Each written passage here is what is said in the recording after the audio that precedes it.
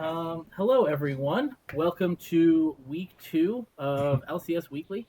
I am joined today by our Team Liquid writer, Braden Nazarian. How's it going? What's going on? Thanks for having me. Um, yeah, this is exciting. I'm glad to have you on tonight. We're gonna talk over some week 1 review, some week 2 preview, and then go into some Team Liquid stuff since you're our expert. Oh yeah, that's me. Um, so So yeah, let's touch on some week 1 stuff. Just off the top of your head, what stuck out to you?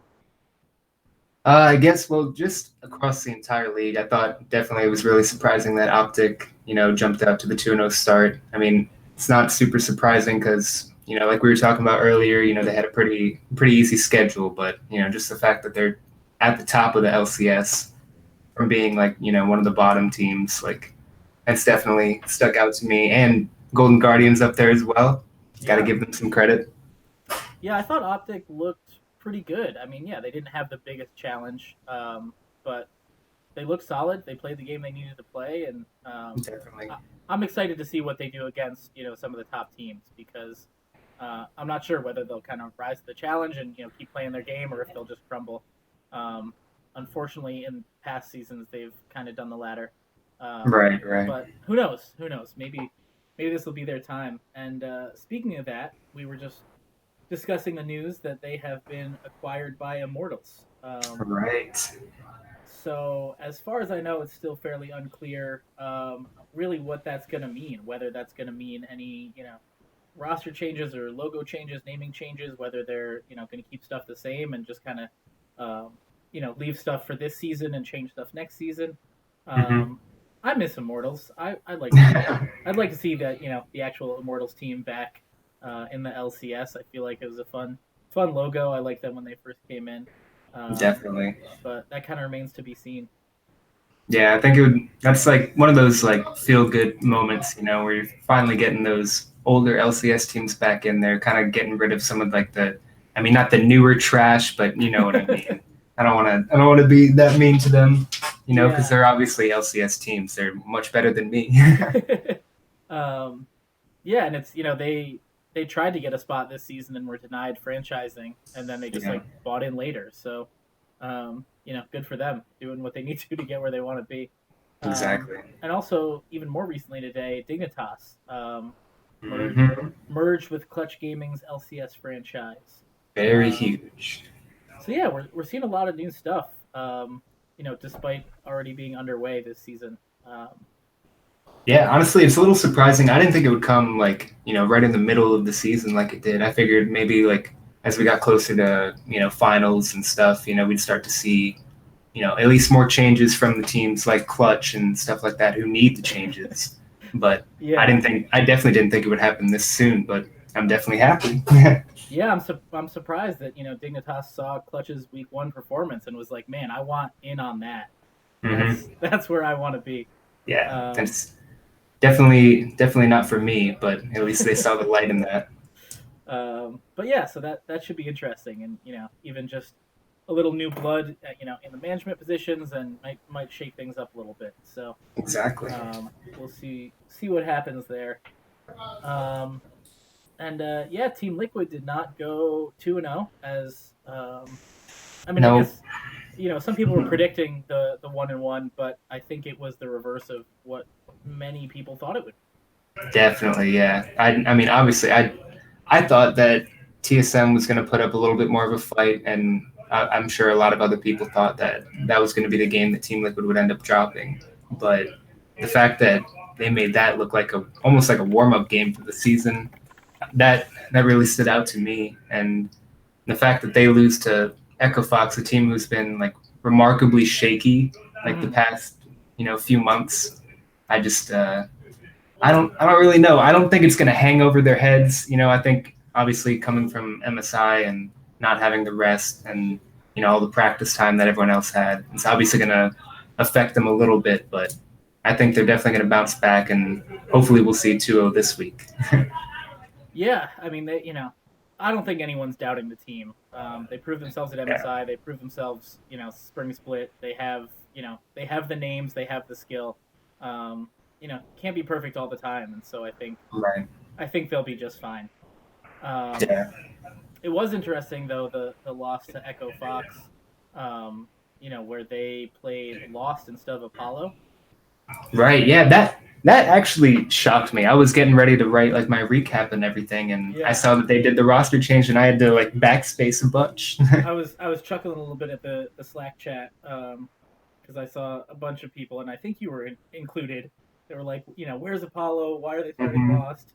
Yeah. And I don't know long term, but short term, he did just fine on Kaisa. So Yeah, I um, thought so too. we'll see if that's a long term change. But if it might be one of those situations where it's just depending on the team, or maybe Right. he spends a couple weeks preparing for those like big games later on, and then they put him in when they really need him. But whatever it is, it worked out for him. So um, Yeah, I'm a huge fan of Apollo, so that I mean it was kind of a little bit of a heartbreaker, but yeah, but yeah, they had him and they had Yusui in mid, mhm. new mid laner too. So um, I maybe Liquid prepared a little too much for what they thought the roster would be, and then things got changed up on them. I guess yeah. I mean, I could definitely see that. It would definitely affect them a little bit. I didn't see the same fire that I saw like from the bot lane. Like obviously, Doublelift and Core JJ are like maybe the most electric duo in all of North America, but even the world maybe. But Yeah, I didn't see them doing like the same aggressive like moves that they did in week or in day one, excuse me, when they right. played TSM. Like and they played the same lovers duo, Zyra Khan. They played it 2 games in a row, and it was like opposite results each time. And I Yeah, don't know if that's preparation or just poor execution, communication. I don't know. It just didn't seem like it was clicking too much that day. yeah, yeah. Who knows? But yeah. So they ended 1-1. And yeah, Optic went 2-0. Golden Guardians. They beat Echo Fox, and then they went on to beat FlyQuest, who was also kind of hyped. Mm-hmm. They were hyped, and Yeah. they went 0-2 week one. Let's see. So yeah, I mean I think Viper was rookie of the split for spring split. Yeah, he was something else. I didn't expect him to, pop off the way he did on the scene. But Yeah, he's almost like a veteran. Like I consider him almost like a veteran the way that he plays. yeah. He doesn't make those rookie mistakes. I mean, he still went Right. 3-1-2 in that game. They have Santorin. Pobelter and Wild Turtle. I like them. They definitely have their games where they you know, look like they're not warmed up. They just look a little bit Right. slow to everything. Agreed. I've kind of felt that about both of them at different times, and so wasn't too surprised there. But yeah, considering what they have on the top half of the map, did not expect the 0-2 start. Um, Yeah. they didn't have the easiest schedule, but they didn't have the toughest one either. So um, Yeah, yeah, I've come to expect a little bit more out of them just from their experience overall. Wild Turtle and Centauran and yeah, Pelota, they're all widely experienced and played for years. And, they can't even come up with a win against some of these like North American teams. You kind of wonder like, where their mentality's at, how things are going. yeah. And it's early. Maybe that stuff needs to develop. They're just still working out the kinks on the stage. Hopefully, Um, that's definitely the hope. yeah, yeah. I want to see a competitive split. I want to not have those teams that are kind of bottom of the barrel struggling along. Like I want everybody to be competitive. That's always the most fun. Um, Yeah, I don't want everybody to finish. What was it like 7-11 or like 6-12 or whatever? Everybody yeah, finished like super low, like in like the same record almost. Like yeah, yeah. Like definitely want to see. the 5-way tie or whatever it was. Yeah, can't be having that. Yeah, agreed. So, all right, next on your list here is the best team during week one. And you said Cloud9. Yeah, I have Cloud. Well, obviously, they won 2 games. They have a fairly experienced roster. Everybody loves Sneaky, Mm-hmm. and everybody loves Svenskeren and Zazel. A lot of people have, well, and more recently, people are starting to come on to Licorice. He won first team All LCS last split. Yeah, He's technically the best top laner.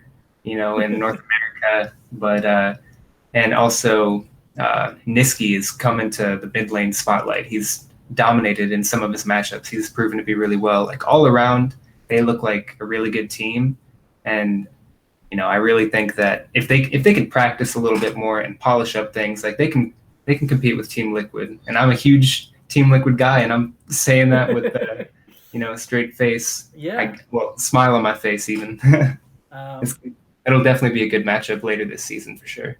Yeah, it's hard to hate on Cloud9, especially after all the roster stuff they went through, and Right. playing the academy players and stuff. I love Dazel. I mean, it's just so fun, and He's such a good Galio. yeah. He's next level. But yeah, hopefully we can see Licorice carry from the top again, and yeah, I think I have to agree with you. Team Liquid has the roster. I'm sure that they'll be top two. Within a couple weeks. Definitely. Still if not the top slot, but C9 is going to give them a fight for it, and I think they had to take the title week one. There were, I believe, 3 2-0 teams, and they were kind of the only one that was expected. That it was like, right. Yeah. They deserved it. They'll probably keep that streak going. I mean, I wrote in my recap, Optic might keep that going because week 2 doesn't look too tough for Optic either. They've got CLG, and then FlyQuest was predicted to be good after week 1. They didn't look like it. So so they definitely drop off a little bit on everybody's scales. unless they pick their game up and do some things differently, Optic might be coasting to a 4-0. Which would definitely shock, I think, like all of North America.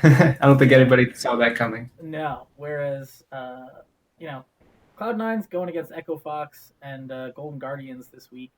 I think they're the favorite in both of them, but not by too much. Agreed. Those are two teams that, when they're playing well, they can give the top teams a run for their money. I think, throughout the split, it'll kind of even out where they're, little higher to mid of the pack. Right. But any given week they could get the victory. So we'll see. I definitely agree with you. Could be Optics week here. Yeah, I don't know, man. After like we've been talking about them, like they've just kind of grown on me. I don't see them necessarily losing easily, this week. And I mean, barring any major, like brain farts or anything crazy, like they can definitely do it.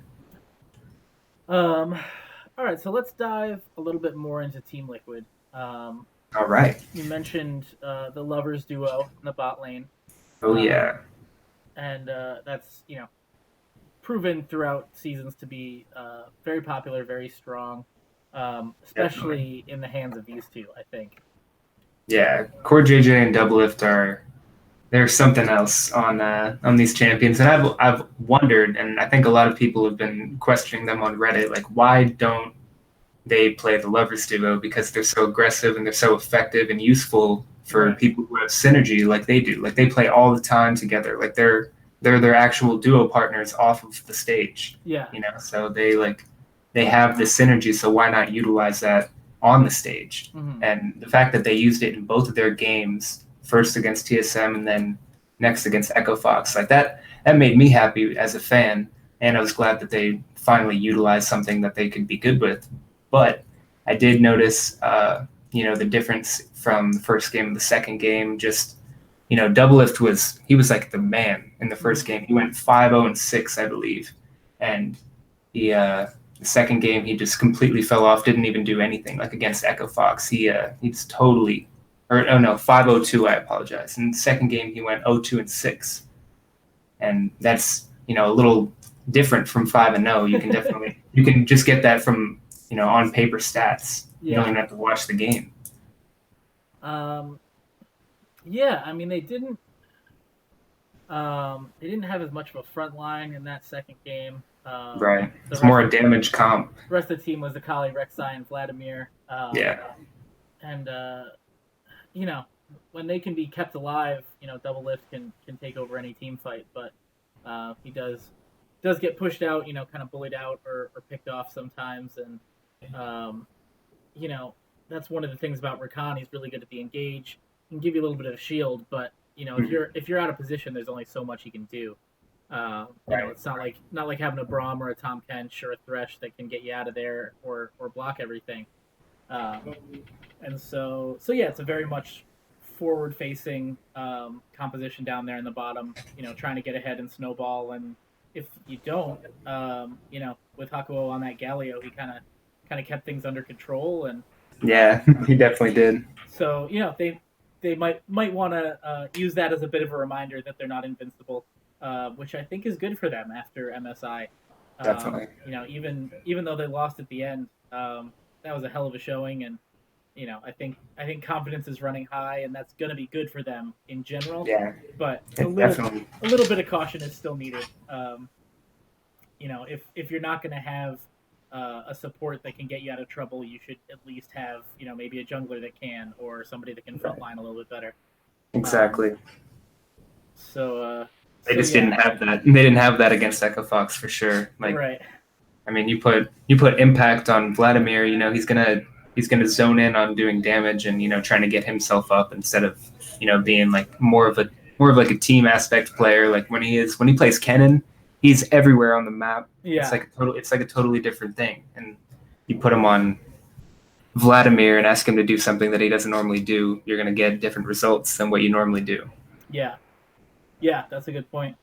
And yeah, I mean, overall, Echo Fox just kind of controlled the game. More kills, more towers. TL had the dragon advantage, but yeah, I mean, they just, they looked a little bit tired. The comp wasn't working for them, and I think they'll bounce back just fine. But starting off not 2-0 is not the position they want to be in. Yeah, I mean, they after winning, spring, they're definitely like the top team, or at least considered the top team. So they should be up there with the other top teams, But they're in the middle of the pack, I guess, right now. Yeah, at least based on their record. Right. So yeah, top of the table, middle of the table. What about the bottom of the table? People were really expecting, 100 Thieves, making that change, to do a little bit better, and they really didn't. And same thing with Clutch. On paper, Clutch's roster is one of my favorites. Just as far as people who can pop off and carry. I mean, having Huni. Yeah, Huni's one of my favorites. Huni, Cody's son, Demonte can hold his own in the mid, and they're not putting it together. I'm sure that someone saved my Slack chat where I predicted that both Clutch and 100 Thieves will be playoff teams this split. Ooh, okay. So that'll be fun. I sent that out before the games, and we'll see. It's not out of the question yet. I definitely, I mean, I'm an optimistic guy. I'm hopeful, and I like 100 Thieves with their roster, and I really thought that bringing Amazing in, definitely would shake things up immediately, and it might eventually. It was a fairly recent acquisition that they're still getting used to. Who knows? But they've got lots to work on. I mean, you never expect them. You can't expect them to just jump into the split and dominate. Yeah. And they've got. I mean, I thought that they actually looked pretty good. Cody's son. I mean, he's definitely, I think, a little bit of an improvement for them. Yeah. But obviously they just need to synergize a little bit more, practice, get things flowing a little bit, and I'm sure your predictions won't be far off. I hope so. It was a little bold. It's boring if I predict Cloud9 and Team Liquid to be in playoffs. It's boring. So exactly. So yeah, we'll see how that turns out. I'm interested to see when they go against each other. That battle. Because a big part of it might just be confidence, and when they finally face the other one, they'll be like, all right, we actually have a chance to win this one, and maybe that little bit of confidence will spark something. Definitely. But man, that's going to be on Sunday. And man, if either of them can pull off a win on Saturday, Clutch is going against Golden Guardians, and 100 Thieves have Liquid. That might make all the difference. But I kind of expect That'd be them huge. to be coming in each going 0-3, and one of them's got to win a game this weekend. I think. Yeah. They might get to the point where they just call it. I was like, all right, everybody just go home. Like we're sorry for wasting your time. But yeah, by the end of this weekend, one of them will no longer be without a win. So I'm very interested to see who that'll be. Definitely. I mean, just from watching them play, I mean, I think on paper I would say Clutch, but from watching them play, I think 100 Thieves has a little bit of an edge. I just don't know what Clutch is doing. I don't know what they're doing with this roster. That's Yeah. not letting him win games because there was a time not too long ago when you could just let Hooney go and he could win games all on his own. Pretty much, yeah. He's starting to get a little countered in this meta or this season at least. Yeah, yeah, and maybe we'll get back back to the carry top laners. Stick them on Silas or something, and just let them go wild. I'd like to see that, but yeah, they've got to do something. He played Pike and did terribly. Everybody tries to be Wonder. Like you can't. Yeah. This is NA, man. We can't be doing that. And the Rumble game was okay. He started off doing well, and I was excited, and then it kind of fell off. But yeah, I mean, I don't know. I think if anyone in NA could play Pike, it would be Hooney. And he would be the one to pull it out too. You know, with his play style and his ambition. Like, not that he should play it, but I think that I could see him just keep trying until it works. And then, like I said, maybe Silas, maybe even like a Kali top. Get him something that he can snowball on and carry with, and just hope that the rest of the team can put him in a position that's not too far behind where he can carry him to victory. I would like to see him play a Kali. I think that could be like his champ. Yeah. Maybe throw in some like Gangplank, some people who can just like scale a little bit better. Right. Like I think that would be like his forte, at least in my opinion. Yeah, that might work against 100 Thieves. Because the tough thing there is I don't know if there's many teams in LCS that they can scale against because they'll have to make it to late game, and that doesn't look promising. But the 100 Thieves game, that might be their time. Yeah, I'm definitely going to be tuning into that. That'll be interesting. You always want to see, like, even if they're the two worst teams, like you always want to see like who is the best of the two worst teams. And they're still good. Yeah. It's still good League of Legends. I mean, we get jaded, watching all the pros, watching MSI and stuff, and I have to play some of my own games in between to remind myself that, like, all right, even the worst teams are still pretty damn good. Yeah, like you look at it, like you look at your own rank, and you're scrolling up, and you're like, all right, let's look at like the top 100 in like NA. Yeah. And then you see like all of the players in there, and you're like, yeah, they're definitely still pretty good. Yeah, they're doing just fine. You can't knock them too much. And so I think that pretty much covers most of week one. And yeah, let's see who I'm most excited for in week two. I'm definitely excited to see FlyQuest hopefully bounce back against TSM. I think that'll be a more interesting game than what we've seen from FlyQuest so far. Yeah. Maybe it was nerves week one. Maybe they're just getting warmed up, but they have the team for it. They have a team to be right. At least a playoff team, if not could be top three. And they have that potential. And they really gotta kick things into high gear if they're gonna make it there. But I'm definitely really excited for that game. The Clutch 100 Thieves game for very different reasons. And definitely. And I'm looking to see Cloud9 and Echo Fox. Oh yeah. As we mentioned before, they're kind of a boom or bust team. But if they keep rolling, if Echo Fox stays confident and keeps playing how they played in their victory week one, who knows? Maybe they'll take out two of the top two teams in the first 2 weeks. I mean, that would be quite the story. You think about that, like being like we were talking about how shaky that they've been. Yeah. Like to come back and do that, and shock the world, or at least shock me. Yeah. That's definitely something. Yeah, I mean they have Cloud9 and TSM this week, so. If they're gonna pop off, this is the week to do it. Oh yeah, they really need to do it this week if they're gonna stay up there at the top, and then they can take a breather in week 3 when they have CLG and 100 Thieves. Yeah, it's another break. It's literally Team Liquid schedule this week. It should be a breeze. And I've always liked the team. I've liked Rick Fox's presence in the I love LCS. I love his tweeting. I don't know if you Man, follow him on Twitter. he's been He so tweets. salty lately with his solo climb. Oh Um, man, I could never imagine being an Iron. That must be the worst. yeah, yeah, he was bottom 100 players in North America. Oh, Um, that's a fact? yeah, he was in the bottom. I think he was like the Oh man. 87th worst player was where he like bottomed out, and then somebody put out a story on it, and a lot of the pro players started like smurfing with him to get him. I think he's up in Iron 4 now. Um, Okay, but that's so or I'm sorry, funny. Iron 3 now. But yeah, I mean, statistically, the article said that's harder to do than being challenger.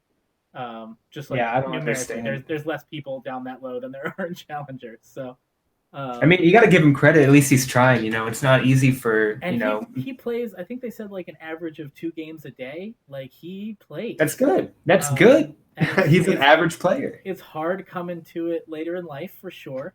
Yeah, It's hard starting out down there because then the rest of your team is Iron 4 as well. exactly. You And never know what you're gonna get. that's just really hard to go with. But yeah, I've always liked him in the community. I mean, he's been really present. I think one of the most visible owners. Um, Definitely, you know, definitely. and a lot of that comes from his prior fame in in basketball. Yeah, of course. I Just mean, what doesn't? What fame doesn't carry over? yeah, the media kind of gravitates to him, and he has that public presence and way to carry himself. Like he's not new Yeah, to it. Like some of the owners kind of stay out of the spotlight. He knows that it's important for him to be there, but from what I've seen, he's at all the games. When they pan the crowd, he's like standing up, cheering for his hmm team. yeah, He got into esports because his son, was a really big fan, and he just like kind of went all in to like be a good dad, and that's a great story. yeah, Um, and it worked out. Now it's super profitable. yeah, and then just It's big. all the recent bullshit that they've had to deal with there at Echo Yeah, Fox, which hopefully will be resolved soon. All that just like really puts a place in my heart for them as a team that hopefully they can get all that nonsense figured out. Keep Rick Fox front and center and keep moving forward. But I'll be rooting for them definitely this season. yeah, Um, they're one of my favorites, at least to come back a little bit.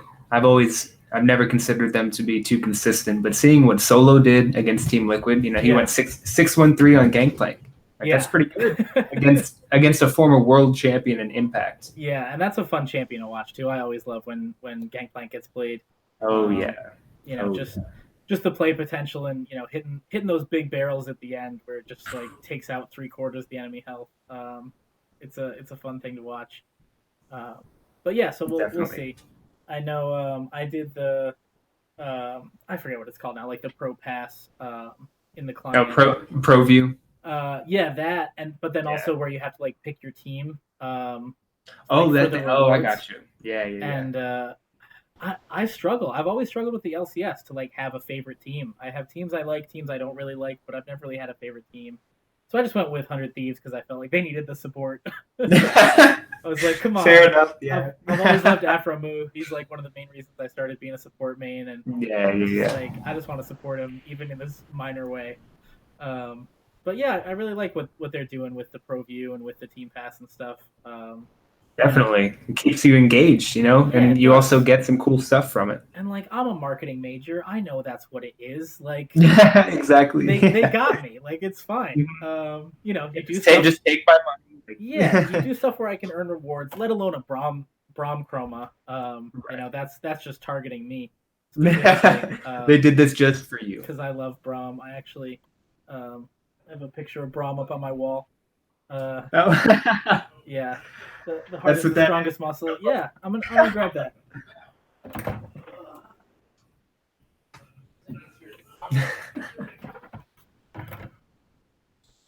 Yeah, I got a couple of these. I have one for him and one for Karma. Oh man, that is amazing. I mean, I just like the lore on Braum. I like the champion both in and out of game. Quote unquote out of game.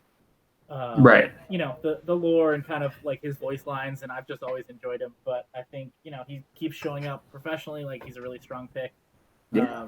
So I definitely like him as a champ. So I'm yeah, jealous. I'm I'm so shooting for that chroma, for sure. I need to get some league stuff for my room. I've got nothing. I've got like a bunch of hats on my wall. Oh yeah, dude, Etsy is the place to go.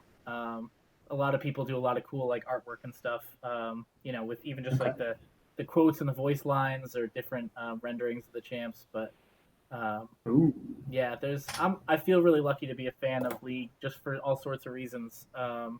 Yeah, I mean it's such a cool community. I mean, despite the awful people sometimes in game, it can be awesome. Yeah, Like this game is amazing. and the stuff that Riot puts out. I mean, every time there's a new like video, man, I was just going back the other weekend and just like watching, like the KDA video and the Rise video and Yeah, the yeah, Awaken video, and yeah. I was like, man, they put out really good stuff. Yeah, like they started to, really get it down. Like Yeah, they keep you interested in like the stuff that just came out today about the new champion. Like that was so cool. I was glued to my screen. I was like, "Oh my God, are we gonna see it?" Like yeah. Let's talk about the new champion. So, Kiana, I right? I think I probably know less than you. I was working today and just kind of saw peripherally. But I see she is an AD assassin from Yep. a new region and kind of looks like Sivir. Yeah, she's apparently. I've seen like a bunch of different rumors and Mm-hmm. whatever you have, but it's apparently she's supposed to be like Sivir's sister or like she knows Sivir or something like that. They And follow she's each got other on Twitter. Like, yeah, like who knows? They have mutual followers even. Like they like but she has like the I guess a big disc or something that she right. throws It looks kind way of bigger. yeah, it looks huge, and it's like elementalist. Even I was teasing like, oh, it's elementalist Sivir, haha, like Yeah. because it kind of got like that Avatar sense. It's got like the fire and like the I guess water and earth or something like that. Yeah. Yeah. And And I'm interested to see how that kind of plays in. Um, definitely, there's all sorts of kind of symbolism of that. The other like elementalist Lux, but also with the drakes and stuff. Maybe yeah, yeah, yeah. she'll get an extra buff from the drakes that they take. That'd be cool. I Um, didn't even think of that. That's outside the box, Nick. who knows what they're doing? They're always coming up with something new, for better or for worse. Just Yumi has been unique and surprising, Crazy. The showing up talk of surprisingly quickly in the pro play. the Um, talk of the industry. Like yeah, everybody's been talking, whether it's good or bad. People are talking about her. I wrote 2 articles about her. Yeah, I think it adds a lot of fun. It adds a lot of craziness down like at my elo, because Yeah, people definitely usually don't know what we're doing. But she's a huge team play champion. Um, you know what your huge. teammates do really make or break how you can play her. And there's a lot of outplay potential, and so I think as we move forward, I think we're going to see her more and more in the pros. Anything Yeah, that has yeah, kind of a high definitely. skill ceiling like that, that kind of struggles at the lower levels, the pros kind of latch onto and really take advantage of the high points. And Yeah, I agree. I think it's fun. I think she's a lot of fun. Seeing the pros play her, even just already, has been mind blowing at how much better it is than what I usually see. So, Right, right. um, That's yeah, usually how it is with anybody. absolutely. And this new champion, pretty quick after Yumi, I feel like that was Very only a couple quick. patches ago, and it'll be a while before she's live. I feel like they've been kind of announcing earlier, and then they do, kind of the introduction where you see the play, and then there's the PBE Right, and all right. that. But um, yeah, I'm hyped. It's probably not a champion I'll be any good with. That's not my style at all. Yeah. But I always like having something new in the game. So we'll Yeah, it's see. definitely it's good that they're like they're going down these paths, and I do like that they're starting to publicize like the champion reworks and like Mm-hmm. champion reveals and stuff. They're starting to actually put those out at better times. I loved like I love the what is it like the thrill of like seeing like something new on Twitter with like new champions coming out, and then Yeah. you don't hear anything about it for like the next month, and like it's already out, like it's there, like it's coming out tomorrow. Yeah. And but I like this a little bit more. I think. Yeah, they're being a lot more transparent with it, which I think, um, I don't think they're doing a lot different. I Behind hope the not at scenes, least. we're just kind of seeing more of it, and that's something that we saw with the ranked placements this season. When Right. like you got your LP right away, and then with the rest of your placement games, it would like jump up a lot or not go anywhere. Yeah. That's what it Yeah. always did. That's not anything different. We just didn't see it. That's my favorite thing, I think, about the new ranked system. I Yeah, at least like know where I like to know where I am. yeah, and it felt really satisfying. You win a game and you get like 48 LP or something, and you're like, Yeah, oh. you're like, man, I'm moving up. And yeah, I mean that's kind of how the system always worked. We just couldn't see it, and so I think Riot's starting to realize that like they don't have to change so much of what they do. They just have to be more transparent, because a lot of the negative feedback they get is just because people assume things or don't know what's going on, and so they just they build stuff up or they criticize things, and Right. this way at least people can see it and they're more aware of what's going on. And so like with the champion reworks, when they're saying like, hey, this is why we're reworking it, this is what isn't working, this is what we hope to work and we hope to hold on to from the original kit. Yeah, it's not like they're just like robbing us of the champion. Like Right. it makes sense. Like they want to change like Fiddlesticks, for instance, into like a more jump scare champion, which is how he should be. Yeah. And that like, when do you ever see Fiddlesticks these days? Like never. Yeah. No. So it's good that they're doing this. Yeah, I only see Fiddlesticks like on my team in the top lane for some reason, and it's never good.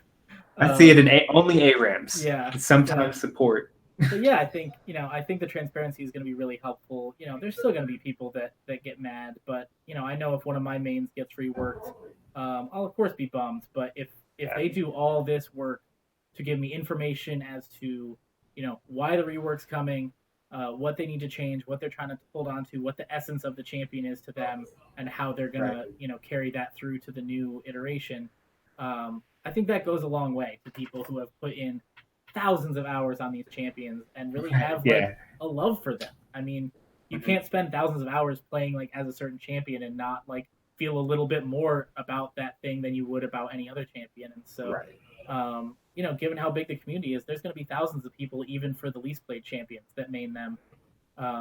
And you have to be aware of that as a company, that if you're going to change something that people put that much time into, it better be worth it, and you better let them know why you're doing it. Yeah, exactly. Everything that they do is always going to have some sort of backlash. You can never prevent that. You gotta, weigh it out. But yeah, so I'm excited. I'm always excited when there's a new champion, just to see what it can do. They're Definitely introducing a new region. Yeah, I couldn't even pronounce that. I don't even know. I didn't even try. We'll see when they put out a video. But a new region, and I'm excited for the lore that will bring. I'm hoping for some more some richer events. I will always be a huge fan of like the Bilgewater event they did several years ago. Yeah. I've asked on Reddit, probably 5 or 6 times, like, hey, are we ever going to see that again? And like, it's always no. It's a ton of work. They've already done it. They're not going to redo it. They brought back Butcher's Bridge recently for that like rotating game mode, and I was ecstatic. That was a lot of fun. I love that. The aesthetic, the music, like everything. That was like my favorite like block of time to play League. It was good. And the Poros they changed into like these little fish guys. That was it was good. But that was my favorite. The stuff they do with that, and when they did like the TF and Graves like storyline where you picked one and kind of played through the story by completing right. They're always trying new stuff, and I really like that kind of stuff. So I hope that with the introduction of the new region in lore, that they'll do something with that, and we'll be able to really experience it and really kind of get a feel for what this new place is. It's cool that they're at least expanding a little bit more off of like what they've already built, because I was worried that they'd run out of like new ideas, or just maybe even champion concepts, just like to get like the backstory down for these champions. Yeah, we're closing in on 150. Like that's it's a lot. It's a lot. So yeah, I wouldn't blame them for kind of repeating stuff, but at least recently they've been being pretty original, I think, which is impressive. So definitely. So yeah, that's been the big news. I think we hit most of the big news. The team acquisitions and the new champ has kind of been what's all over my feed today. Yeah. I can't wait to see what she does. I mean, I just want to know more about her. All we got was that little 30-second clip. Yeah. Just got to like I want to see it. Yeah. I'm ready. See in action. Even though that probably won't be for a few months. Oh yeah, don't hold your breath, but we'll get there eventually. All right, so Again, the LCS is going to be on this weekend. Game starting at 5 p.m. Eastern Time on Saturday and 3 p.m. on Sunday. Make sure to Yeah. tune in, check out those big games, and check out the Game Haus for the recaps afterwards. Braden's are going to be top notch. I'll You know it. personally guarantee it, so they better live up to it. But thank you all for joining us tonight. This has been LCS Weekly with Nick Butts and Braden Nazarian, and we will catch you next time. See you guys. Have a good one.